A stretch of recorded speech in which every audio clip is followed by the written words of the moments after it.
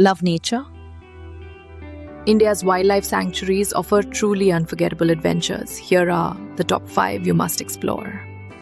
First, Ranthambore in Rajasthan, famous for Bengal tigers and ancient ruins hidden in the forest.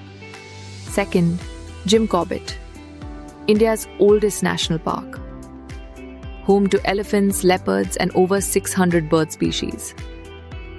Third, Kaziranga, a UNESCO World Heritage Site, protecting the rare one-horned rhinos and swamp deer.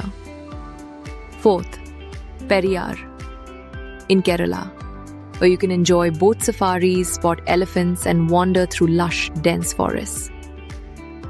And fifth, Gir National Park, the only place on earth where majestic Asiatic lions still roam free. Which of these wild wonders is on your travel list?